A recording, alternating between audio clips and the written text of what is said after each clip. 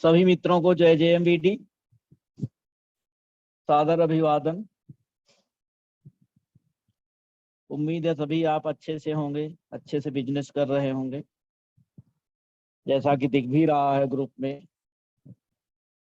बहुत अच्छा काम हो रहा है, सारी टीमें बहुत अच्छे से काम कर रही हैं।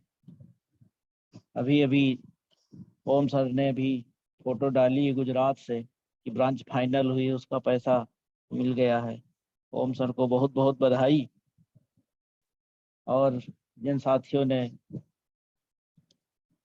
ये ज्वाइनिंग की है उनको भी बहुत बहुत बधाई। जिन जिन सज्जन ने ब्रांच ली है उनको हार्दिक शुभकामनाएं।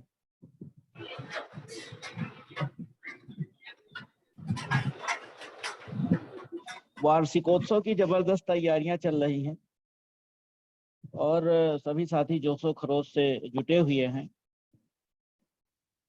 ज्वाइनिंग के और प्रोडक्ट देने के चित्र सुखद अनुभूति दे रहे हैं हम सभी को, बहुत अच्छा लग रहा है। सभी ग्रेट लीडर अपनी टीमों को आगे बढ़ा रहे हैं। मित्रों, परिचय के क्रम में नाम है रुद्रशिव मिश्रा। लखनऊ से हूँ, यहाँ 42 साल से रह रहा हूँ। रायबरेली जिला हमारा मूल जनपद है और इन 42 सालों में मैंने विभिन्न राष्ट्रीय अखबारों में काम किया है और पिछले साल 2021 में जुलाई में हिंदुस्तान समाचार पत्र से सीनियर कंटेंट क्रिएटर के पद से सेवानिवृत्त हुआ हूँ। जहां तक इस दौरान मैं सीतापुर और श्रावस्ती में ब्यूरो चीफ भी रहा। JMVD कंपनी की जहां तक प्रश्न है तो इससे मैं शुरुआती दिनों से ही जुड़ा हुआ हूं और Dadda ji, Ramesh sir, Om sir, Prabhakar sir, Pankaj sir, सभी का सानिध्य बराबर मिलता रहा है हमें। पीछे की जो कंपनी थी उसमें भी हम साथ काम करते थे, तो इस वजह से जान पहचान थी। तो शुरुआती दिनों से मैं कंपनी से जुड़ गया था, लेकिन बिजनेस बढ़ाने का जहां तक प्रश्न है तो वो अभी फिलहाल इधर पिछले कुछ महीनों से शुरू किया है। मैं भी वार्षिक समारोह की तैयारियों के लिए पूरी तरह से प्रयासरत हूँ। लखनऊ में बिजनेस बढ़ाने का प्रयास चल रहा है, कुछ सफलता भी मिल रही है। तो मित्रों, जो अपना 17 महीने का करोड़पति बनाने का प्लान है वो बहुत जबरदस्त है। इससे हम तो स्वयं करोड़पति बन ही सकते हैं, साथ ही अपनी टीम को भी बहुत आगे ले जा सकते हैं, क्योंकि हम अकेले तो उससे लाभान्वित नहीं होंगे। जो हमारी टीम डेवलप होगी वो बीच के लोग भी बहुत जबरदस्त लाभ उठा सकते हैं और वो भी उसी कैटेगरी में 1 करोड़ वाली लाइन में धीरे धीरे बढ़ते चले जाएंगे। प्लान से खुद को संबद्ध करते हुए एक छोटी सी कहानी बताना चाहता हूँ।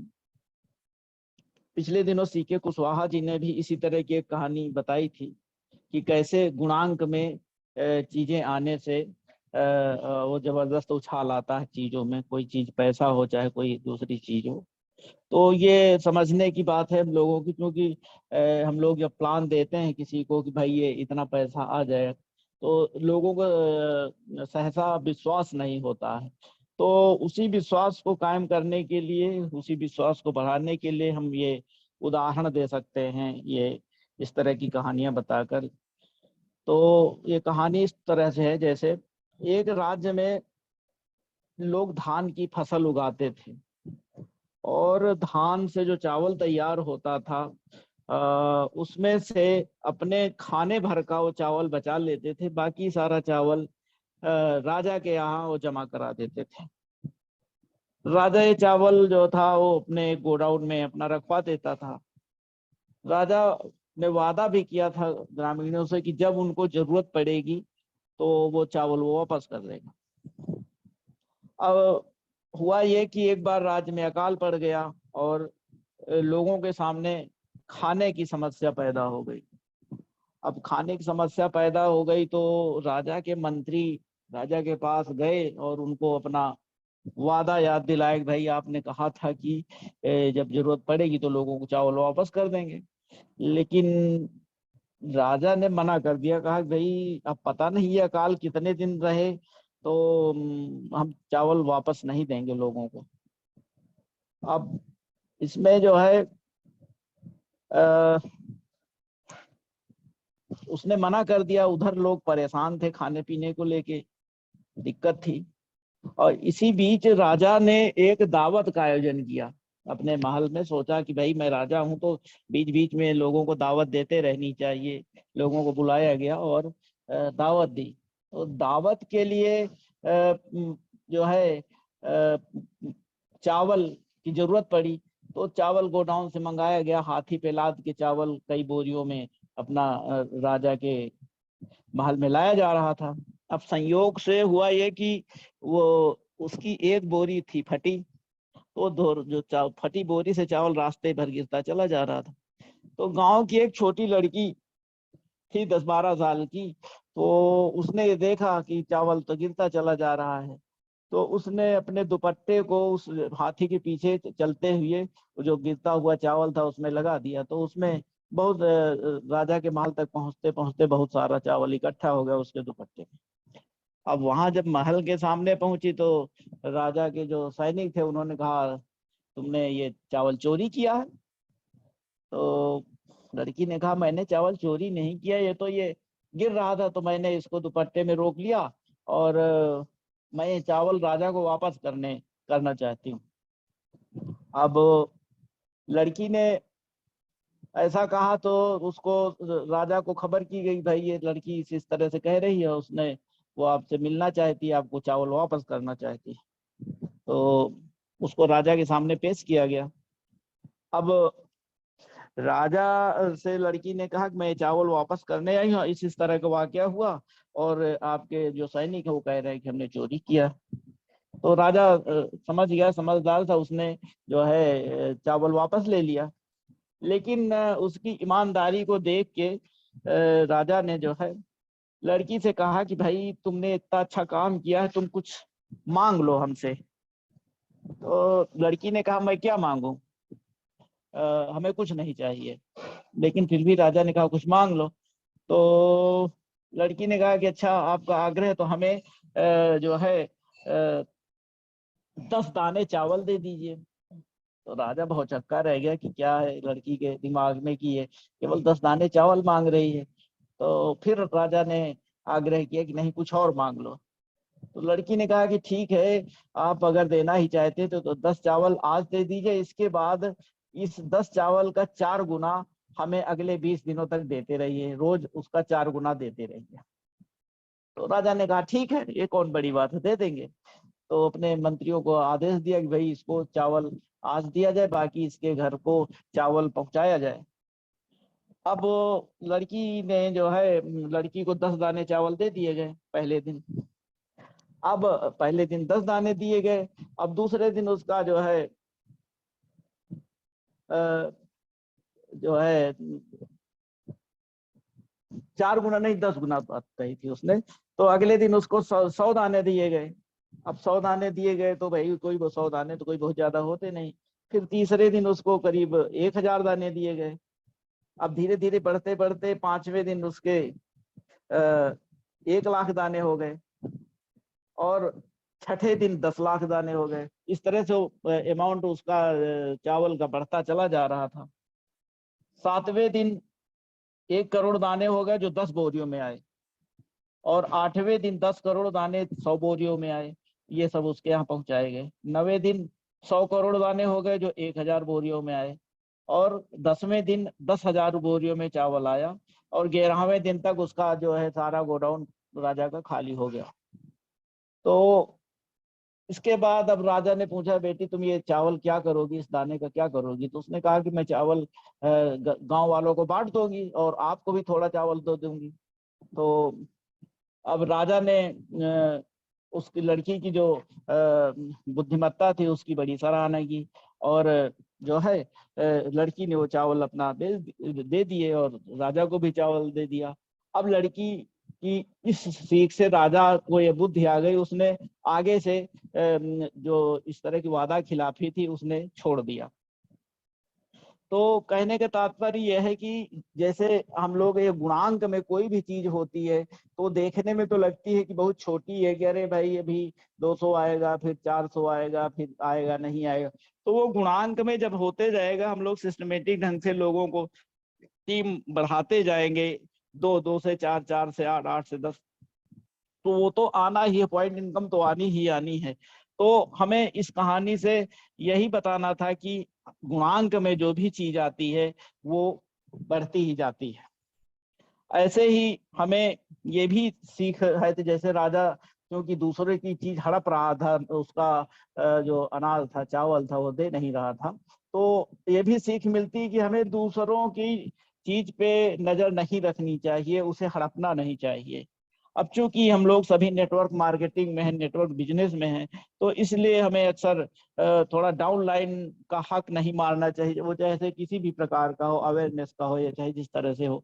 तो हमें इसमें सावधानी बरतनी चाहिए, क्योंकि जरा सी चीज में टीम बिखरते देर देर नहीं लगती। तो इसलिए ईमानदारी बहुत जरूरी है, अपनी टीम के साथ ईमानदार रहिए, और तभी हमारा नेटवर्क और हमारी टीम डेवलप होगी।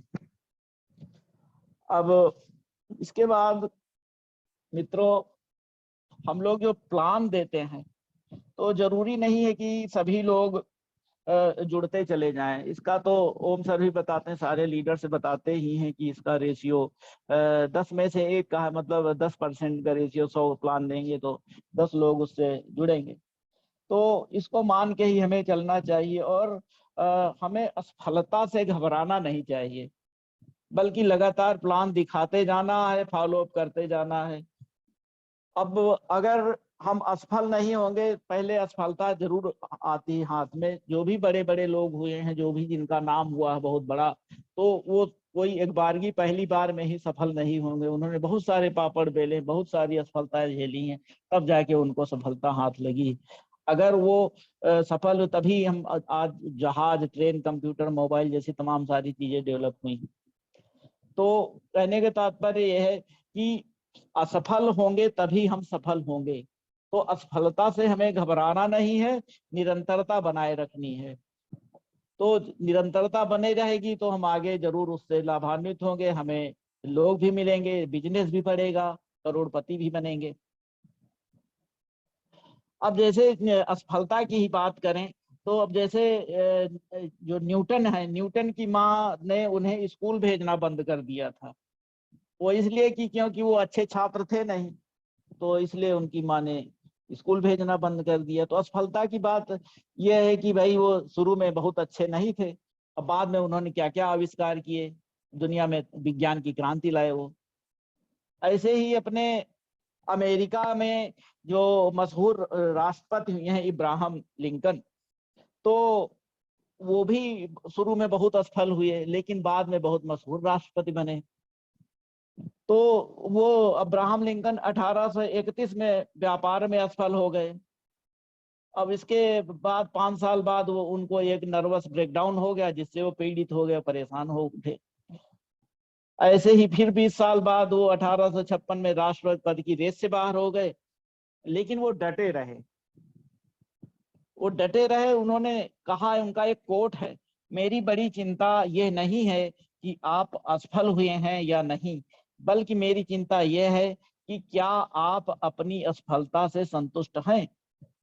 तो कहने का तात्पर्य यह मित्रों की, जो हम असफल होते हैं तो उससे हम क्या संतुष्ट हैं, असफलता से क्या हम संतुष्ट हैं? संतुष्ट नहीं है। तो हमें असंतुष्ट होकर फिर आगे बढ़ना है, तभी तो हम आगे बढ़ेंगे, तभी तो हम आगे काम करेंगे, आगे प्लान दिखाएंगे, नए लोगों की लिस्ट बनाएंगे, नए लोगों से मुलाकात करेंगे। तो असफलता जरूर मिलती है पहले, उसके बाद ही सफलता हमें मिलती है। इसीलिए निराश नहीं होना चाहिए, पॉजिटिव सोच रखें, और हम जरूर सफल होंगे और करोड़पति भी बनेंगे। मित्रों, आज हमारे साथ कई लीडर हैं जिनको आज हमें सुनना है। अब ज्यादा देर न करते हुए सबसे पहले हम छत्तीसगढ़ के भिलाई से डॉक्टर BL पंडित जी को आमंत्रित करना चाहता हूँ। डॉक्टर पंडित अच्छी प्रैक्टिस करते हैं, साथ ही JMBD प्रोडक्ट का प्रमोशन भी करते हैं अच्छी संख्या में। और पिछली जूम मीटिंग में भी उन्होंने प्रोडक्ट के बारे में जानकारी दी थी लोगों को। और आज वो पाइल्स यानी बवासीर, तो अपनी जो कंपनी में पाइल्स 7 टेबलेट है उसके बारे में कुछ जानकारी देंगे। पिछली मीटिंग में डॉक्टर साहब ने अपने 15,000 की 50 किट के से ज्वाइनिंग कराने का बात कही थी।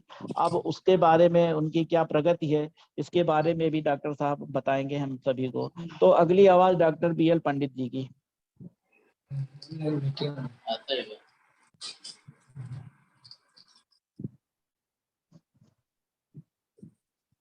जय JMBD सर।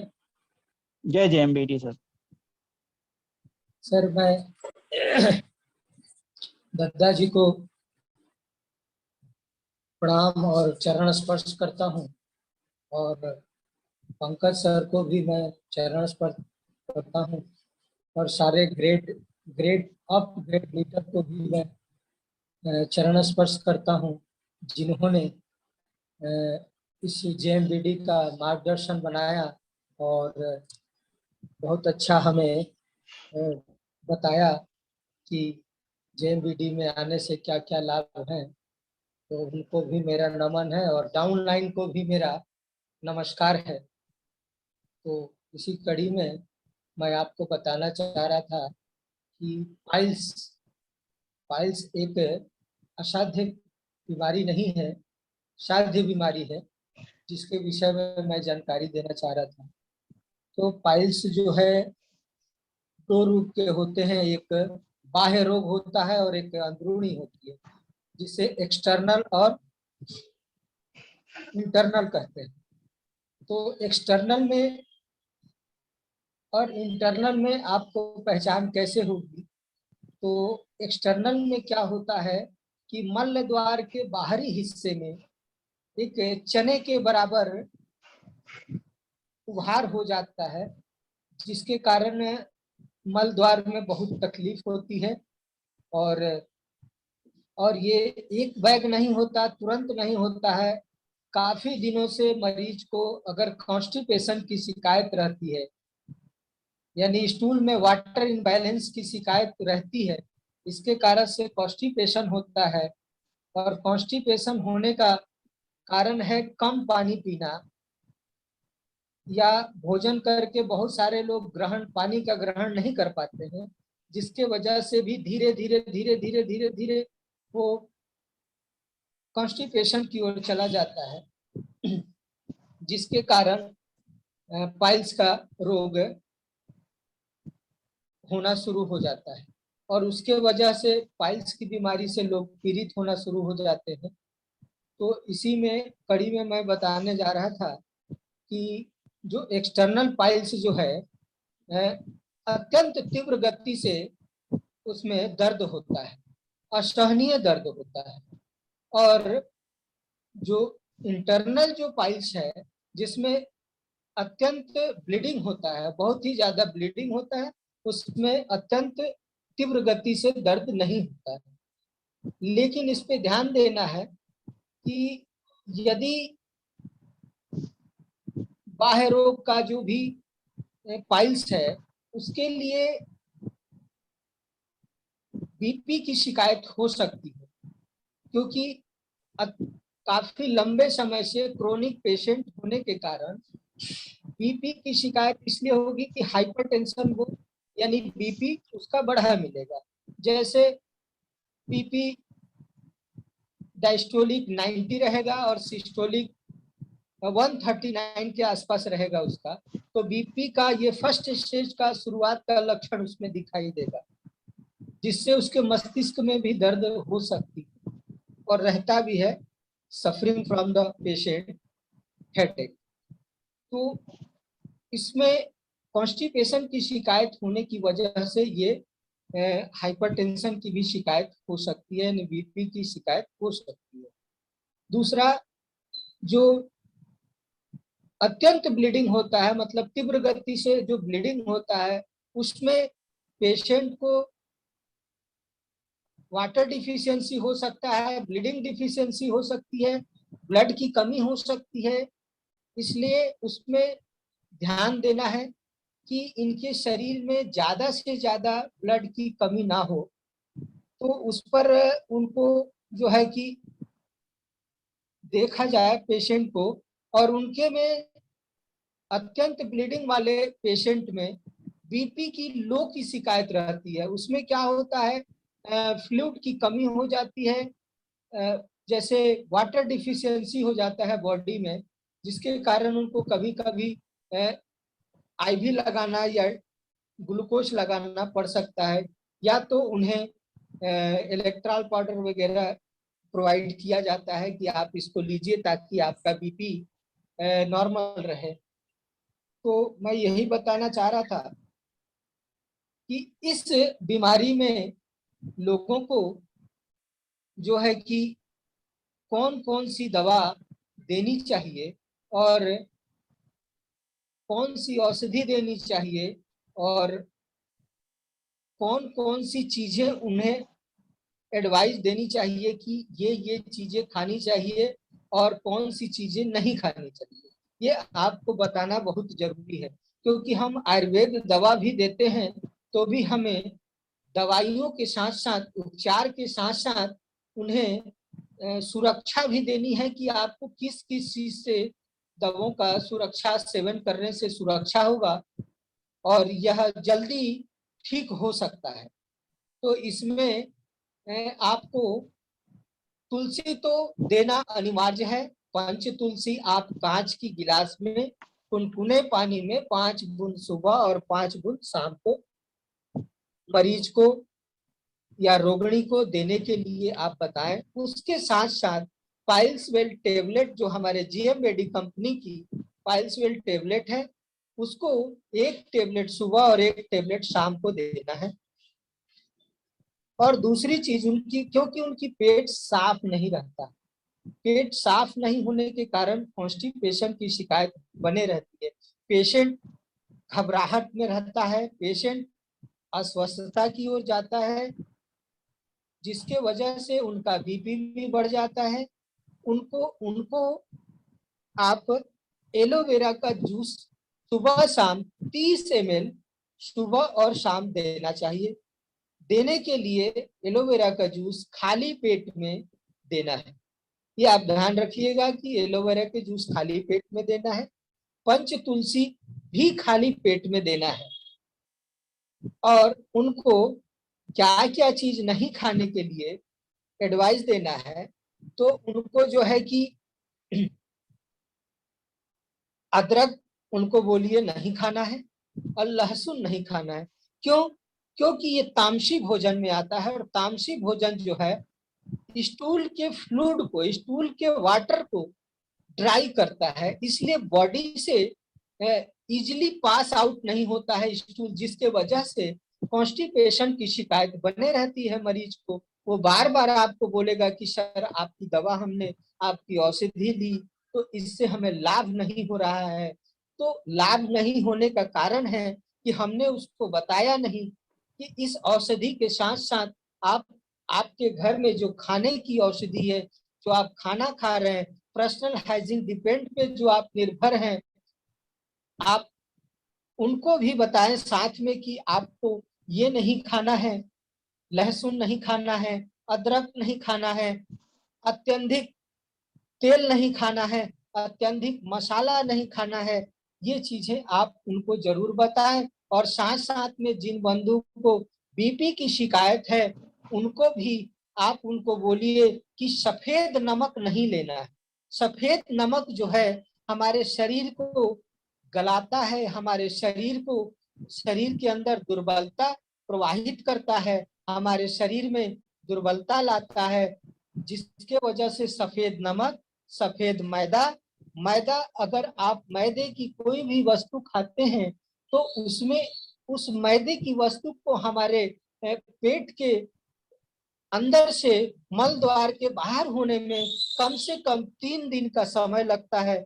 इसलिए उनको ये भी कहें कि आप मैदे का सेवन ना करें और उसके साथ साथ सफेद जो शक्कर होता है यानी चीनी, उसका भी सेवन उनको कहिए कि न करें। इसके साथ यदि वो चाय लेते हैं तो गुड़ की चाय ले सकते हैं, या तो ग्रीन टी ले सकते हैं। हमारे जेएमबीडी कंपनी की ग्रीन टी यानी बेस्ट औषधि के रूप में भी काम करता है और कोलेस्ट्रॉल को भी कम करता है। उनके जो बीपी की जो शिकायत हो रही है उसमें भी कमी लाता है, और जिनको लो बीपी की शिकायत है उनमें भी अत्यंत लाभकारी है। इसलिए उन्हें आप जो है कि ग्रीन टी का सेवन करने से उन्हें बताएं कि इसके सेवन करने से लाभ बहुत आपको मिलेगा, और पंच तुलसी का सेवन करने से तो अत्यधिक लाभ मिलेगा।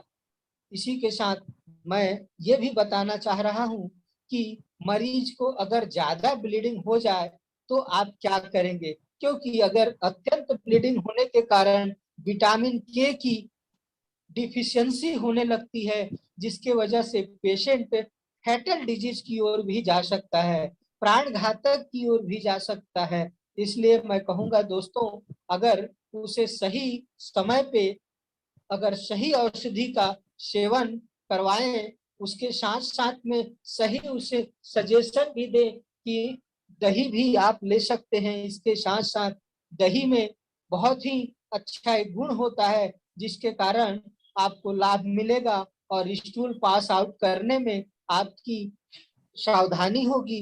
मल द्वार का जो गुद्दा द्वार है जो बाहरी हिस्से में निकल जाता है, उसमें भी निकलने में वो सहायक बनेगा और निकलने नहीं देगा।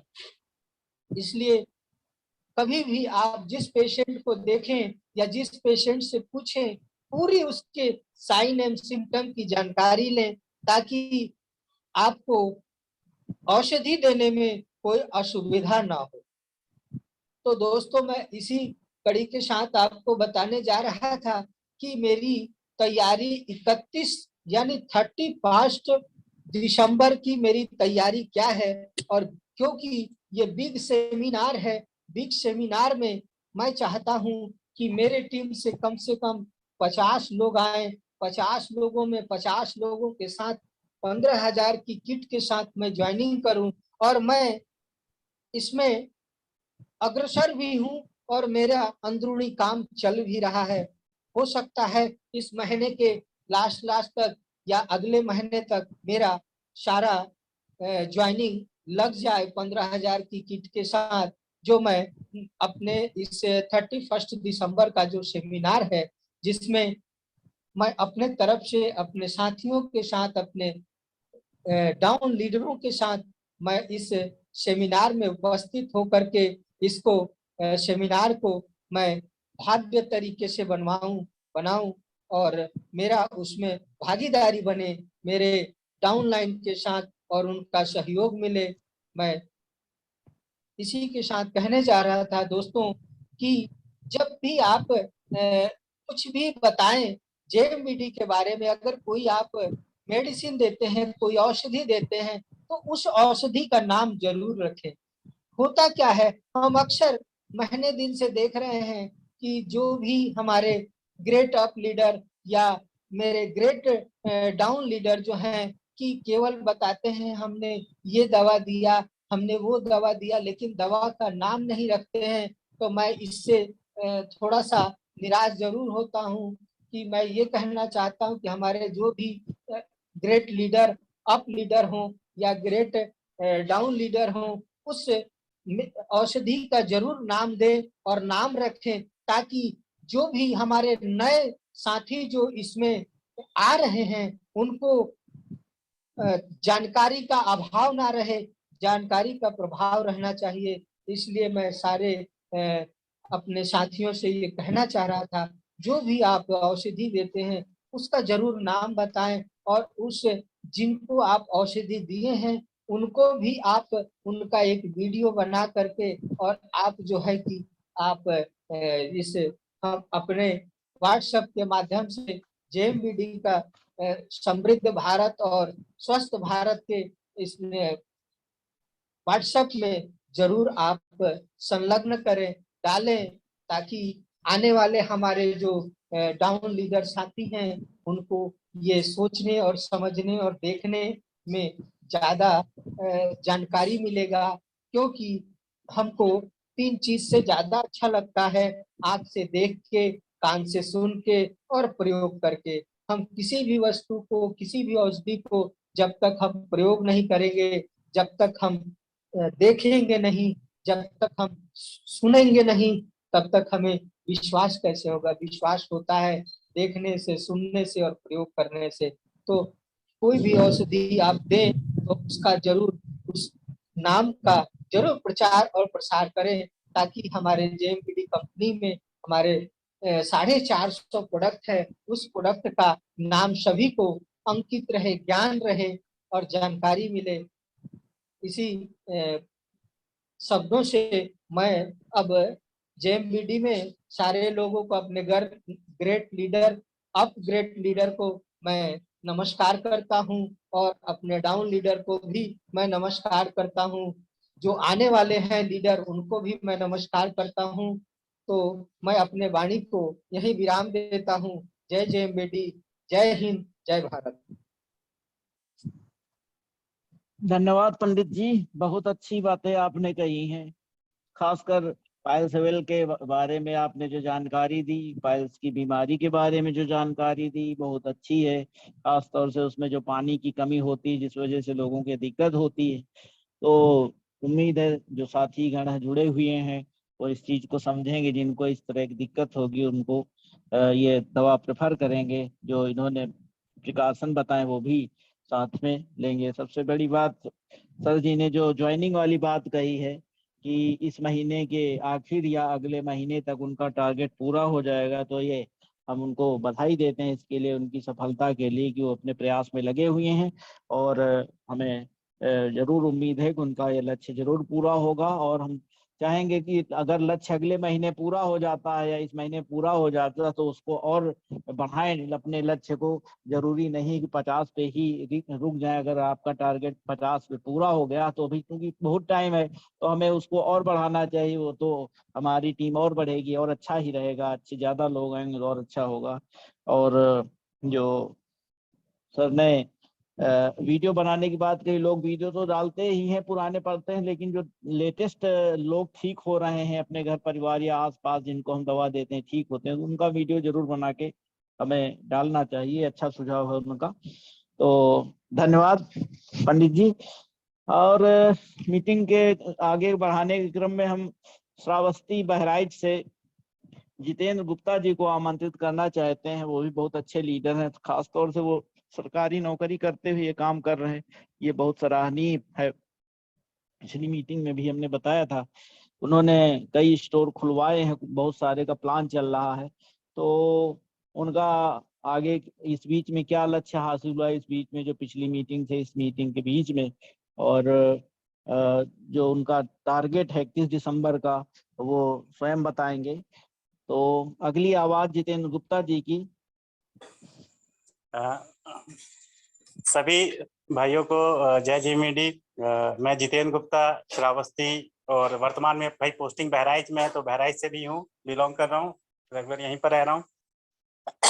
बहुत अच्छा लगता है कि जब ऐसे शुभ अवसर पर जो है हम लोगों को आना पड़ता है स्टेज पर, एक बोलने का अवसर मिलता है, अपनी बातों को भी रखने का एक अवसर मिलता है। बहुत अच्छा लगता है कि ऐसा बहुत कम ही होता है कि जब हम अपने भाइयों के बीच में अपनी बातें रख पाते, अपने आप को सामने लोगों के सामने ला सकते हैं। क्योंकि बचपन से ये एक ख्वाहिश थी कि हमें कुछ करना है और कुछ करना है और कुछ करके ही जाना है। वो अवसर हमें कहीं नहीं मिल पा रहा था साथियों, वो खाली हमें जेएमबीडी में ही मिला। जेएमबीडी में जहां हम बात करते हैं स्वास्थ्य की, तो स्वास्थ्य भी बहुत अच्छा है। आज के डेट में मैं अपने घर में पूरे परिवार का इलाज जेएमबीडी के माध्यम से कर रहा हूँ। मुझे बाहर से कोई भी दवाई लेनी नहीं पड़ रही है। सबसे प्लस पॉइंट कि मैं घर का ही आयुर्वेदिक डॉक्टर बन गया हूँ। और उसका असर ऐसा भी होता है कि कई जगह जब रिश्तेदारों में भी मैं जाता हूँ तो लोग मुझे डॉक्टर की तरह ही मानने लगते कि भैया आयुर्वेद के डॉक्टर हैं। उसका रिजल्ट परिणाम बड़ा अच्छा आ रहा है। जैसे भी डॉक्टर साहब ने पाइल्स वेल के बारे में बताया, बहुत ही अच्छी दवाई है, बहुत ही यूनिक दवाई है। इसका असर हम लोगों ने कई लोगों के ऊपर भी कई लोगों को दिया भी ट्रीटमेंट में, और बहुत हद तक इसका रिजल्ट जो है ना 110% है। लोग इसे कई जगह ढूंढ भी रहे हैं लेकिन मौके पर नहीं मिल पाता है। फिर लोगों को समझाया जाता है कि भाई ये एक प्रकार की दुकानदारी है, ठीक। उस दुकानदारी में हम इन सब चीजों को भी लोगों के सामने लाते हैं कि भाई यहाँ पर हमारे पास स्वास्थ्य से रिलेटेड सारी चीजें हैं और हम उसका वो भी कर रहे हैं। अभी जैसे सर जी ने कहा कि हमारी 31 दिसंबर की जो तैयारी है, तो सर से मैं यही कहना चाहूंगा सभी से कि 31 दिसंबर की जो तैयारी थी मैंने उसे 5 महीनों में बांटा और 5 महीनों में मेरा 31 अगस्त, मैं 31 दिसंबर तो है ही, मैं उसे 31 अगस्त में देख रहा हूँ, नाप रहा हूँ कि मेरा अचीवमेंट 31 अगस्त तक क्या होने वाला है और कहाँ तक मैं सक्सेस हुआ। जो प्लान मैंने अपने साथ और अपने सीनियर सर पंकज सर के साथ जो किया है कि भाई मुझे 31 दिसंबर में जाना है, तो मैं किस प्लान से जाना चाहता हूँ, मेरी दिली इच्छा क्या है, और उसके हिसाब से मैंने एक टारगेट बनाया था जो कि मैंने बीच में पहले ही बता दिया था इससे पहले वाली मीटिंग में कि भाई वो टारगेट मैंने बना लिया था। उसके बाद उसे मैंने मंथली कन्वर्ट कर लिया है कि 31 अगस्त में हम लोग क्या कर रहे हैं। पिछले हफ्ते से लेकर इस हफ्ते तक मैं कई लोगों से मिला, कई लोगों से चर्चाएं भी चल रही हैं। अभी सर से भी बात हो रही थी कि सर बहराइच का एक विजिट दे दे, तो हम लोग जो है कुछ कई नई स्टोर्स जो है ओपन कर सकते हैं। लोग हमारे यहाँ तैयार हैं, 2 जगह डिपो की भी हमारी बातें चल रही हैं। बस थोड़ा सा ये था कि जब गवर्नमेंट प्रोफेशन में रहते हुए अपने आप में थोड़ा समय तो नहीं दे पा रहे, लेकिन लोगों से जो है भरपूर बातें हो रही है और भरसक प्रयास हो रहा है। ऐसा नहीं है, मैं अपने ही जैसे ही कई लोगों को डुप्लीकेट बना रहा हूँ, अपने ही जैसे ही लोगों को भावनाएं दे रहा हूँ, सिखा रहा हूँ कि भाई हमारा जो मनुष्य है, सभी लोग जानते हैं कि हमारे जो पूर्वज थे वो होमो सैपियंस थे। ये कहानी, ये वर्ड इसलिए बोल रहा हूँ कि जैसे हम लोग भी जो है होमो सैपियंस यानी कि बंदर प्रजाति की तरह होते हुए समय समय पर अपग्रेड करते करते करते करते आज की डेट में हम लोग मनुष्य हैं, लेकिन वो भी आधुनिक मनुष्य। इससे पहले भी लोगों को ऐसे ही हम लोगों को ये भी बताते हैं भैया, दुकानदारी और ग्राहक, पहले एक प्रथा चलती थी जिसे हम कहते थे क्रम विनिमय, यानी कि किसी के पास कोई उत्पाद होता था और अगर उसे कुछ नए उत्पाद की जरूरत होती थी तो वो क्या करता था, वो अपना सामान दूसरे को दे आता था, फिर वहां से वो सामान अपना हासिल कर लेता था। उसके बाद फिर मुद्रा जो है पैसों का प्रचलन चला, मुद्रा का। मुद्रा में क्या होने लगी, मुद्रा में ये होता था कि हर चीज का एक मानक रखा गया, रुपया रखा गया और उस हिसाब से वो आदमी सामान लेना देना शुरू कर दिया। अब क्या है कि लोग समय समय पर अपडेट होने लगे अपने आप में। अपडेटेशन का मतलब क्या है, अब एक छोटी सी कहानी सुन लीजिए कि पहले लोग लालटेन का इस्तेमाल करते थे, अब वो लालटेन की जगह पर अब लाइट आ गई, 100 वाट का बल्ब। उसके बाद राड आया, अब एलईडी बल्ब ने जगह ले लिया, ठीक। लोग पहले पैदल चलते थे, बैलगाड़ी हो गई, फिर साइकिल से सवारी होने लगी, फिर मोटरसाइकिल, 4 व्हीलर, हवाई जहाज। यहाँ लोग अपने आप को अपग्रेड कर रहे हैं, अपग्रेड करने वालों आधुनिकता के दौर में आ रहे हैं। लेकिन आज भी कहने वाली बात यह है कि हमारे ही देश, हमारे ही लोग, अभी कुछ लोग ऐसे भी हैं जो अभी तक अपने जो व्यापार के ढांचे को वो बदल नहीं पा रहे हैं। ग्राहक ग्राहक ही बना हुआ है, वो स्मार्ट ग्राहक नहीं बन पा रहा है। कहीं ना कहीं कमियां हैं। वो कमियां ये होती है कि कभी भी कोई भी व्यक्ति जब उनके साथ प्लान लेकर के शोर करता है, बैठता है, तो सीधी सी बात है कि उसको एकदम से लखपति बनने का अवसर मिल जाता है। ये गलत है। ग्राहक को पहले ये समझाइए कि भाई स्मार्ट ग्राहक पहले बनिए। जब तक आप स्मार्ट ग्राहक नहीं बनेंगे, आप कभी भी रेगुलर यूजर नहीं बन सकते, क्योंकि आपने तो देख लिया पैसा कि हमें तो इतना पैसा मिलने वाला है, और वो पैसा कैसे मिलने वाला, उसके पीछे मेहनत होती है, संघर्ष होता है। वो संघर्ष कहानी, मेहनत कोई करना नहीं चाहता। इसलिए लोगों को कभी भी समझाएं, भैया स्मार्ट ग्राहक बनिए। अब स्मार्ट ग्राहक और ऑर्डिनरी ग्राहक में क्या अंतर है? ऑर्डिनरी ग्राहक क्या करता है, जीवन भर कमाता है, कमाने के बाद पैसा लेता है, मार्केट में ले जाकर के खर्च कर देता है, अपने सारे कमाई को वो खर्च कर देता है लगातार 10 साल, 20 साल, 30 साल, 40 साल। खर्च करने के बाद एक दिन उसकी पारी खत्म, फिर वही क्रम उसका बेटा भी अपनाता है। वो भी लगातार खरीदारी पर खरीदारी करता है, कमाता है, खरीदारी करता है, कमाता है, खरीदारी करता है। ये क्या है? ये साधारण ग्राहक के लक्षण है। स्मार्ट ग्राहक का मतलब क्या है? और इस खरीदारी में उसको मान सम्मान भी नहीं मिलता है। अब स्मार्ट ग्राहक के क्या लक्षण है भाई? वो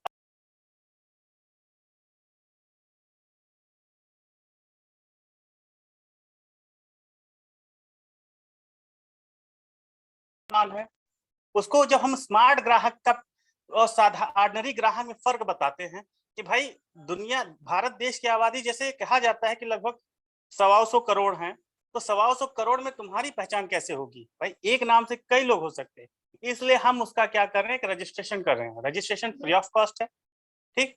अब उसमें लोग क्या करते हैं उस स्मार्ट ग्राहक में कि भाई आप ऑर्डिनरी दुकान पे जाते हैं, आपको कोई सम्मान नहीं मिलता है। यहाँ पर अगर आप स्मार्ट आईडी बना करके रजिस्ट्रेशन करके अगर आप लगातार परचेजिंग करते हैं, खरीदारी करते हैं, भाई खरीदारी आप वहां पे भी तो कर रहे हो, यहाँ पर भी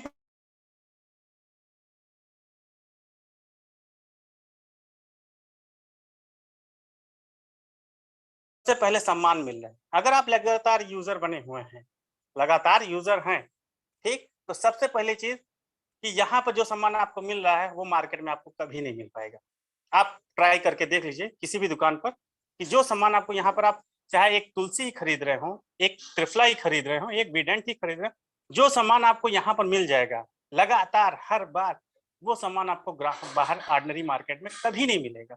तो दोस्तों सबसे पहले ये क्वेश्चन उनसे पूछे कि ये बताइए कि यदि आपको सम्मान, जहां पर आपको सम्मान ना होता हो वहां क्या आप जाना पसंद करेंगे? लगभग 99% लोग ये कह देंगे कि भाई जहां सम्मान नहीं मिलेगा वहां पर हम जाना पसंद नहीं करेंगे। तो लोगों को ये समझाइए कि भाई वहां आपका सम्मान तो हो नहीं रहा, तो वहां जाने से आपका क्या फायदा, ठीक। लोगों में जब ये भावना आ जाएगी भाई पहली चीज आप किसके लिए आ रहे हैं? सम्मान के लिए आ रहे हैं।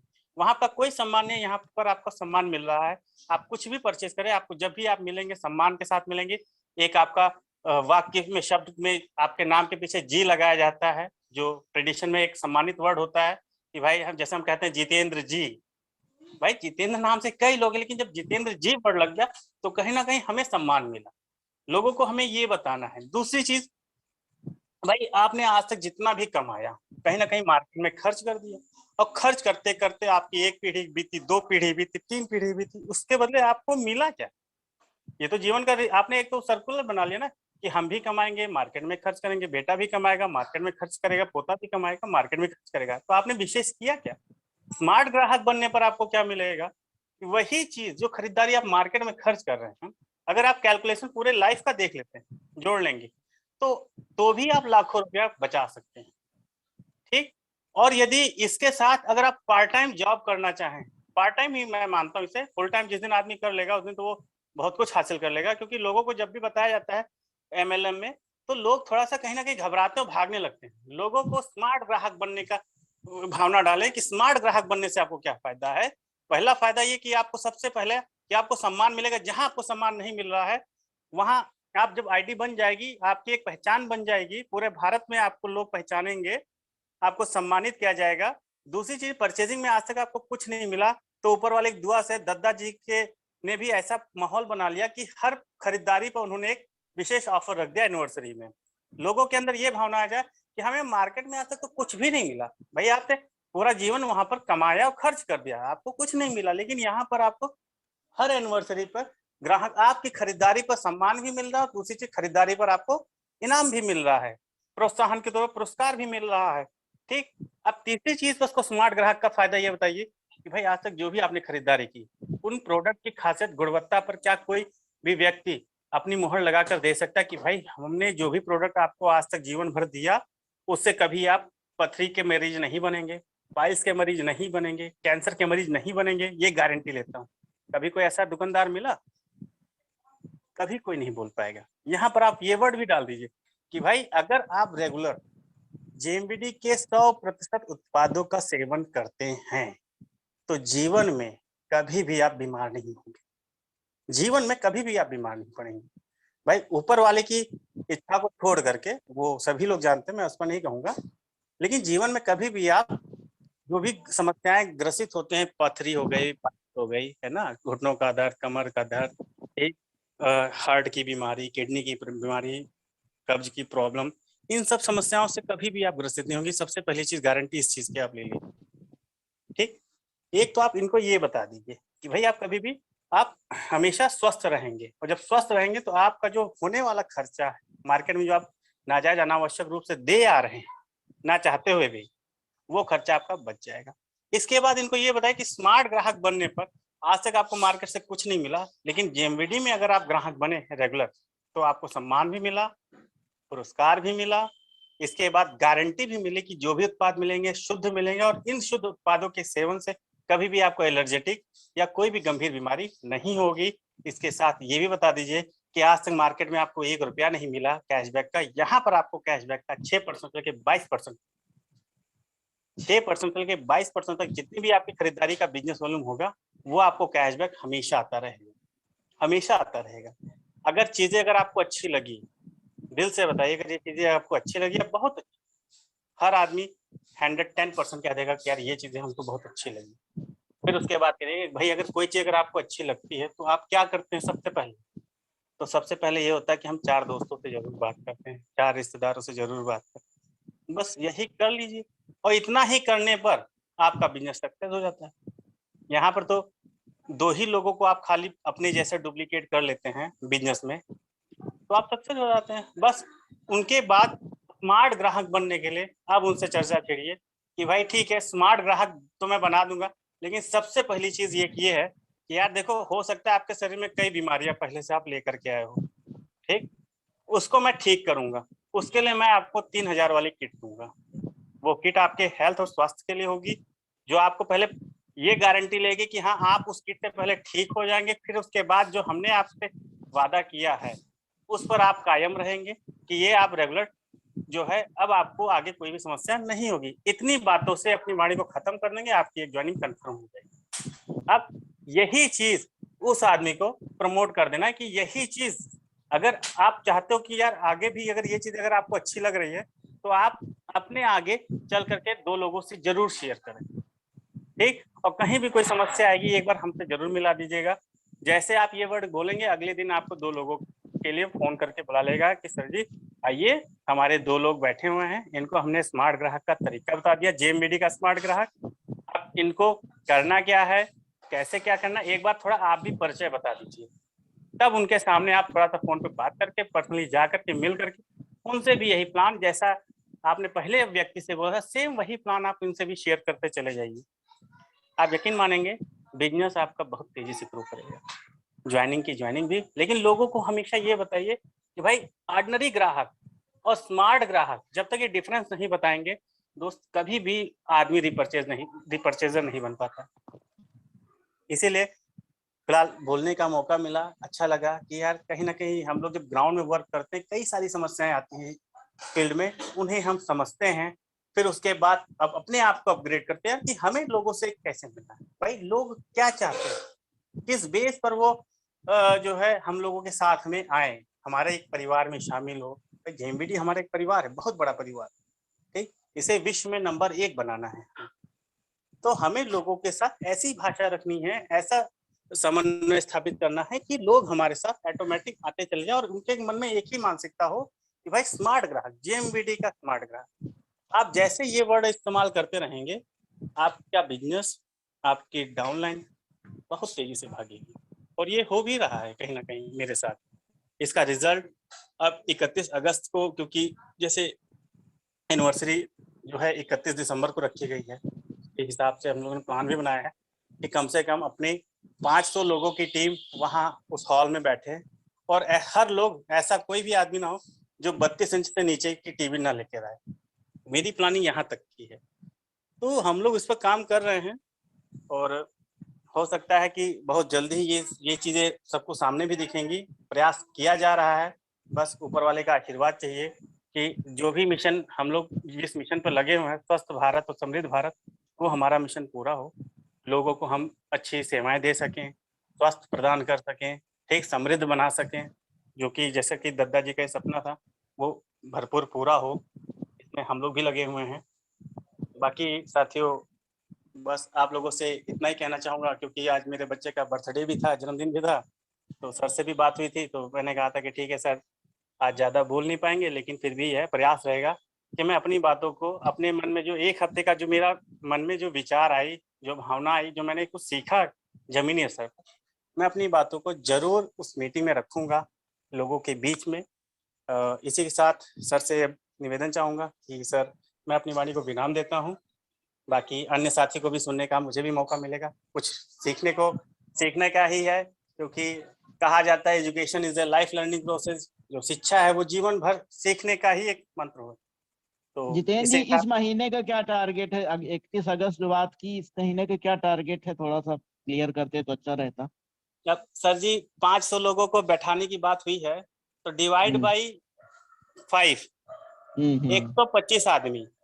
125 आदमी की ज्वाइनिंग इस महीने 125 31। आदमी, वो भी 32 इंच की एलईडी टीवी लेने वाले। चलिए, बहुत बहुत बधाई। और बेटे की जन्मदिन की हार्दिक शुभकामनाएं हमारी तरफ से। बहुत अच्छी धन्यवाद सर। जानकारी दी आपने, बहुत अच्छा लगा। हम्म, धन्यवाद। जय जय। ये थे जितेंद्र जी बहराइच श्रावस्ती से। और इन्होंने बहुत अच्छी जानकारी दी। एक तो इन्होंने जो ऑर्डिनरी ग्राहक और स्मार्ट ग्राहक का जो अंतर बताया, जिसके जरिए हम लोग प्लान को आगे बढ़ा सकते हैं। अच्छा सुझाव है उनका, अच्छे से काम कर रहे हैं, बहुत अच्छा लगा। साथ ही इन्होंने जो 500 का टारगेट ले रखा है, वो भी बहुत प्रशंसनीय है। और उन्होंने जो उसको डिवाइड किया है कि 125 का 5 महीने में डिवाइड किया है, ये भी ठीक है कि भाई इकट्ठा टारगेट लेने के बजाय 125 का लेके वो आगे चल रहे हैं। और जो एलईडी टीवी का उन्होंने ले रखा कि सभी एलईडी टीवी लेके आएंगे, तो ये तो बहुत ही खुशी की बात है और बहुत अच्छी बात है। इससे बहुत मोटिवेट होंगे लोग कि वो भी, उनकी भी टीमें, जो बाकी लीडर्स हैं बाकी प्रदेशों में, जिलों में, तो उनकी भी टीमें इससे प्रेरित होंगी। और अब क्योंकि टाइम बहुत कम बच रहा है, हम आगे, इसके आगे हम अपने ये क्या है, सिवनी के साथी हैं सूरज भगत जी, उनको हम आमंत्रित करना चाहेंगे। सूरज भगत जी का पता चला है कि छिंदवाड़ा में बहुत अच्छा काम चल रहा है। वो सिवनी से जाते हैं छिंदवाड़ा और वहाँ पे बहुत अच्छा विस्तार कर रहे हैं, टीम वर्क बढ़ा रहे हैं। और इन्होंने भी 50 ज्वाइनिंग का 15,000 की 50 ज्वाइनिंग का टारगेट ले रखा है। और चाहेंगे कि शिवांशु जी इनका सूरज भगत जी का माइक अनम्यूट कर दें। अगली आवाज सूरज भगत जी की।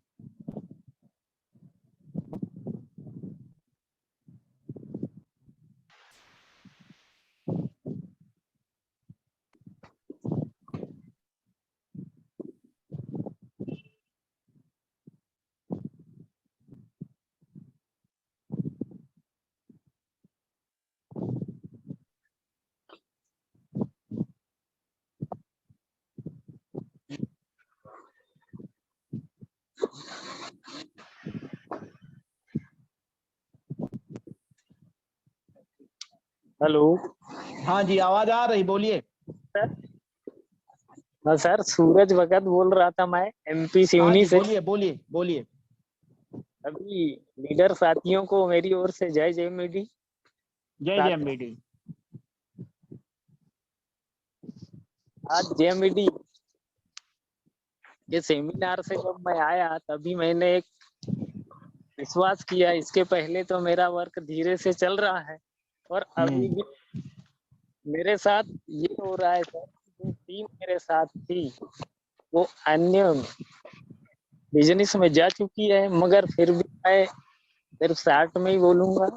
बैटरी डिस्चार्ज है कि अगर इच्छा शक्ति मजबूत हो तो कोई किसी को मात नहीं दे सकता। पूरी टीम जाने के बाद भी मैंने एक आत्मविश्वास, एक इच्छा शक्ति जाहिर की है। हेलो जी जी।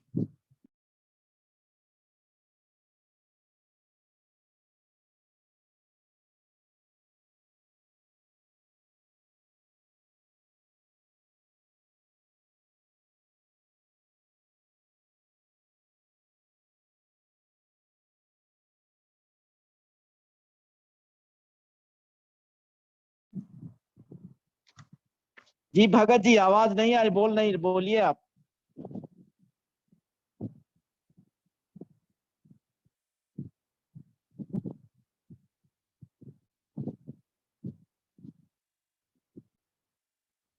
सूरज जी, आप हमारी आवाज सुन पा रहे हैं?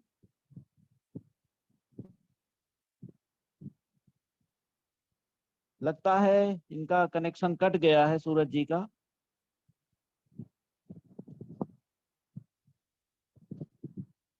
हम चाहेंगे मेसराम जी का वहीं से हैं मेसराम जी, उनका माइक अनम्यूट कर दिया जाए तब तक। हाँ, जय जय जयमिडी सर। हाँ जय JMBD, बोलिए। सबसे पहले सर गद्दा जी को प्रणाम, पंकज श्रीवास्तव सर जी को प्रणाम, और जितने भी अपने ग्रेट अपलाइन है सभी को जय जयमिडी। मैं कमलराज मिश्राम सर, भिलाई से हूँ मैं सर, छत्तीसगढ़। जी आवाज आ रही सर? हाँ बिल्कुल आ रही, बोलिए। आ रही सर। जैसा कि मैं तो सर अभी के कार्यक्रम में नहीं जा सका, अस्वस्थ था, इस वजह से नहीं जा सका मैं, पर मेरी सिवनी से टीम और बालाघाट से कुछ लोग गए हुए थे सर। उनने जो प्रोग्राम आपके यहाँ देखा सर, बहुत अच्छा लगा। और मेरी भी पूरी इच्छा है सर कि समय कम है, इस वजह से मैं आज कम ही बोलूंगा सर। दोबारा अगर मौका देंगे तो काफी चीजें बोलूंगा सर मैं। मेरी सिर्फ इच्छा है सर कि जो अभी 31 दिसंबर के जो कार्यक्रम एनिवर्सरी पे जो टारगेट दिया गया है सर, मेरी पूरी टीम, मैं अभी किसी कारणवश नहीं निकल सका सर फील्ड में, मगर बहुत जल्दी मैं फील्ड में निकल रहा हूँ सर। जो 4 महीने का हमें समय दिया गया सर, इस 4 महीने के समय में मैं चाहूंगा कि मेरी सारी टीम के लोग इस एनिवर्सरी में अवश्य जाएंगे सर, और जो टारगेट दिया गया है उसे अवश्य अधिक से अधिक लोग इस टारगेट को पूरा करेंगे सर। यही मेरी दिली इच्छा है सर। जैसा कि मैं जो सुनते आता हूँ सर नेटो मार्केटिंग, वैसे नेटो मार्केटिंग के बारे में मैं आज बहुत से अपने अनुभव नहीं बताऊंगा। सिर्फ मेरा एक ही फोकस है सर कि मेरी टीम के साथ में मिलके जो टारगेट दिया गया है अधिक से अधिक अचीवमेंट करने की पूरी कोशिश करूंगा सर मैं। और अभी छत्तीसगढ़ में सर स्टार्ट तो नहीं हुआ उतना बिजनेस हमारा, अभी छत्तीसगढ़ को मैं स्टार्ट कर रहा हूँ सर। हालांकि मेरी टीम सिवनी और छिंदवाड़ा में जो चल रही है वो सर मेरी फ्रंट लाइन है सर, और बालाघाट में भी जो भी चल रही मेरी फ्रंट लाइन है। और जो अभी प्रोग्राम में जो टीवी अचीवमेंट करके आए सर, हमारे मैडम को तो फर्स्ट टीवी दी गई है सर, और जो सेकंड प्राइज भी मिला है मेरे सर एसोसिएट्स है वो, उनको दिया गया। तो इस प्रकार से सर मेरी पूरी कोशिश रहेगी सर कि जितने अधिक से अधिक अचीवमेंट छत्तीसगढ़ और MP के लिए निकले। ऑल ओवर इंडिया में तो सारे ग्रुप बहुत अच्छे से काम कर रहे हैं सर, मुझे बहुत अच्छा लग रहा है सर। और जब मैं वर्क करूंगा सर तो और भी अच्छा लगेगा कंपनी के सारे अपने सीनियर लीडर लोग को, कंपनी को। यही मेरी दिली इच्छा है सर कि मैं इस बिजनेस को बहुत अच्छे से इस 4 महीने के अंदर डेवलप करूं और अधिक से अधिक लोग अचीवमेंट करके आए सर। क्योंकि अपने इस कंपनी का जो अभी जो गिफ्ट बनेगा, जो बनाया गया सर, नो डाउट सर बहुत ही अच्छा बनाया गया है। हर इंसान इसको अचीवमेंट करेगा, बट अपलाइन हमेशा अपने डाउनलाइन पे अगर ध्यान दे तो, क्योंकि उनके साथ हमेशा कंधे से कंधे मिला के चलना पड़ेगा। अगर हम उनके अचीवमेंट के लिए सिर्फ अपना ही अचीवमेंट अगर हम देखें सर तो शायद एक कामयाबी नहीं मिल सकेगी। इसलिए मेरी पूरी कोशिश है सर, मैं बहुत जल्दी फील्ड में निकल रहा हूँ सर। कुछ कारणवश नहीं निकल सका सर मैं। सब बनवा लिया। हेलो। हाँ सर बोलिए बोलिए। हाँ अपना सर। थोड़ा टारगेट क्लियर करते कि क्या है टारगेट। सर मैंने कभी भी मैंने आज तक कोई भी टारगेट मैंने शो नहीं किया सर। मैं सिर्फ काम करता हूँ सर, वो स्पॉट पे दिखता है सर। क्योंकि पंकज सर जब भी भिलाई जाते हैं सर मुझसे पूछते हैं सर कि सर क्या टारगेट है आपका। मैंने बोला सर टारगेट करूंगा तो दिखेगा ना सर। अगर मैंने बोल दिया कि 1000 टीवी अपने डाउन लाइन को जला दूंगा तो मुझे ठीक नहीं लगता सर ये। बट मैं काम करता हूँ सर, यही मेरी एक खासियत है सर। पूरी मेरी कोशिश रहेगी सर कि अपने डाउन लाइन को अधिक से अधिक मैं इस बोनिंजा को जलाने की कोशिश करूंगा।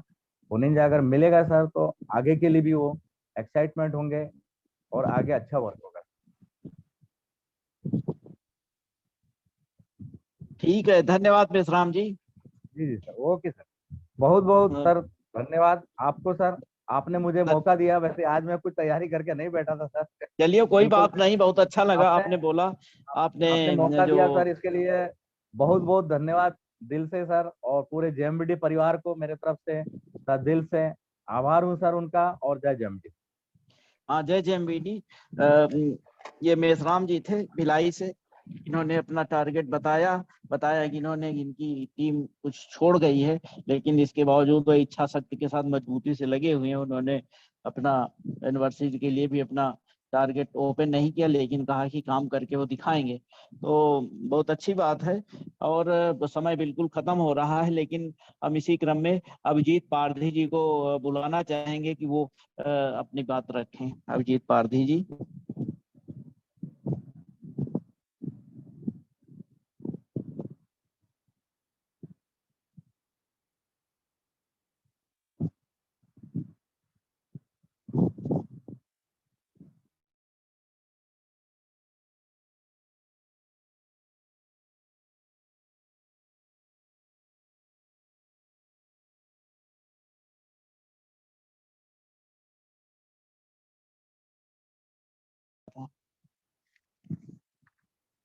फिरदौस जी हैं क्या? देखिए फिरदौस जी भी,